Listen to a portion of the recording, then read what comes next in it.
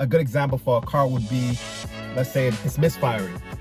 Now, some misfires are noticeable and some are not. When it comes to watches, the same thing. If you have a problem, sometimes one problem could add and create another problem. If you can't afford to service a timepiece, maybe you shouldn't own that specific timepiece. And that's what I advise for you guys out there. If you're getting into this hobby of watch collecting, find a watchmaker. Don't just in the Protect Fleet. Certain parts cost a lot. And my recommendation is not to go aftermarket. Welcome back to the channel, guys. In today's video, we're discussing watch service. Now, the idea came up because recently I took my Omega Constellation in for service. When I talk about timepieces, a lot of times I compare them to cars because in a lot of ways they are similar. They have a case, which will be the chassis of a car, and they have a movement, which will be the engine of a car. And just like a car, a watch needs service from time to time. Now, not a complete overhaul or a complete engine rebuild, so to speak, for the watch, but sometimes it needs just a little bit of fine tuning. So what happened was my Omega Constellation was running, it runs, but when I tried to wind the watch in that lock position, winding it, it doesn't wind. Now, it's an automatic watch, so it has a rotor. So I could just do this or just start walking with the watch on my wrist and it will run. But if I try to wind it, like I said, it doesn't wind to get the watch going if I want to use that option. Everything else works. The second position, I could set the time. And the third position would be a push-pull function where that's like a quick set date function for that timepiece. Everything works except for the winding. So I could have just thought to myself, sure, the watch is running. I don't want to take it in because who knows how much it's going to cost. You know, this is sometimes the logic that some of us may have.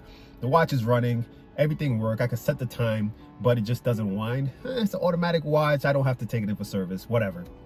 But that's not the mindset that I have with this timepiece. And the same thing goes for cars. A good example for a car would be, let's say it's misfiring. Now, some misfires are noticeable and some are not. Once the car gets to a certain stage, you'll start noticing maybe it's kind of buggy, it's kind of glitchy, so to speak, and it's misfiring. But like I said, sometimes you can't notice it. And just like with this watch, this example is somewhat like something you can't really notice because the watch is running fine, but it's just one function that just doesn't work correctly. Just like with a car, you keep that car running over and over, miles, adding miles on it, where it's misfiring. Over time, it's going to get to a stage where it's going to be noticeable, and then it's going to start affecting other parts of a car. A good example would be with BMWs. I have a BMW, and if you don't address a problem, other problems just start adding onto it. So that's just a good example when it comes to watches. Same thing. If you have a problem, sometimes one problem could add and create another problem. So in my mind, I start thinking of mechanics and I'm thinking about the movements and the mechanisms on the inside. What could be wrong? So I decided, you know what, before a bad situation goes worse, let me take it in. Once you have a watch, don't be afraid to take it in for a service. Sometimes, let's say the intervals for servicing for like an overhaul, maybe 5 to 10 years. I've known some watches that went for like 20 years and they run, correctly. All the functions are working and they run close to spec as far as losing time or, maybe 2 seconds, 3 seconds. That's fine.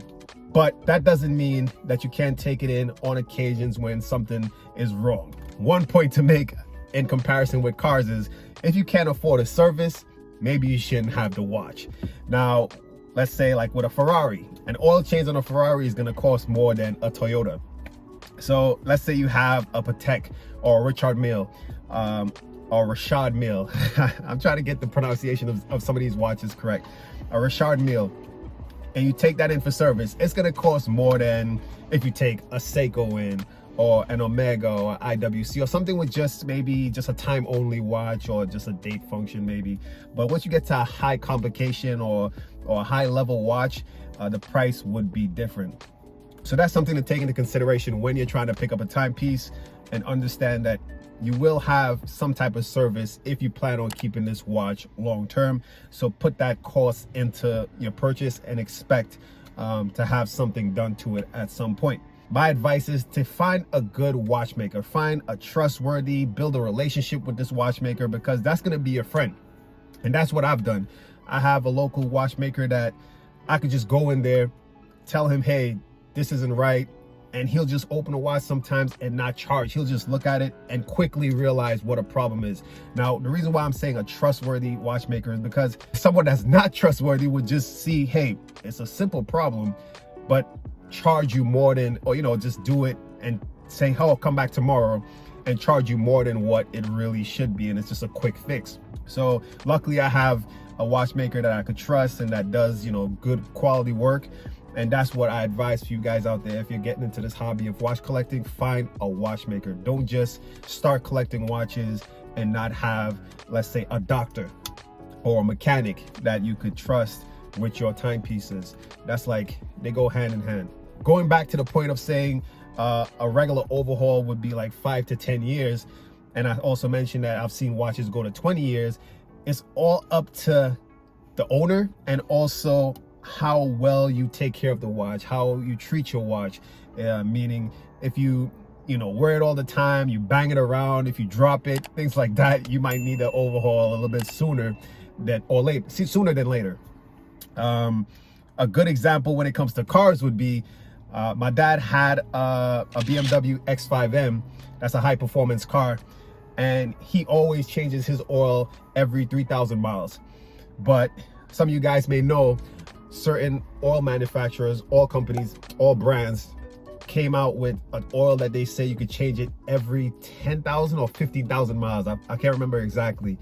And my dad was like, that's crazy. That just doesn't even make sense for a high performance car. I mean, sure, the quality of oil, they might put some additives and some type of crazy stuff in there that could make it last longer. But he says, I don't care about this 10,000 miles. I'm going to change it 3,000 and I'll add maybe up to 4,000 because of this whole new type of oil. That's up to you. It's a situation where you have to, understand what you're doing with the watch, what you're doing with your car, to understand how much or how frequent a service is needed.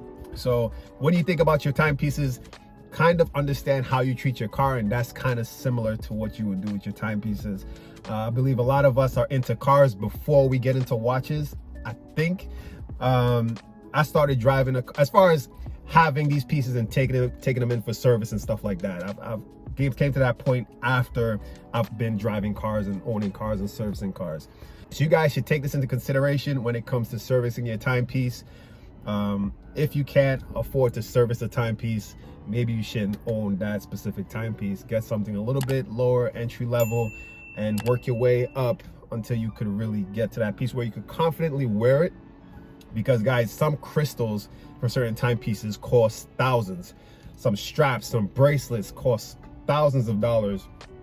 And of course, that's more so with some vintage pieces that are rare and hard to find. But even some new pieces like the Richard Milles and the Patek Philippe, certain parts cost a lot. And my recommendation is not to go aftermarket. Try and get OEM parts. So I'm gonna leave it there. Hopefully you guys understand the points that I've made and take it into consideration when you're purchasing your timepieces and when you own your timepieces, and how you enjoy it and how you service it. Guys, give this video a thumbs up. Comment down below your opinion on watch service. Hit that subscribe button, turn your notification on so you can know whenever I post a video, and stay tuned for the next video.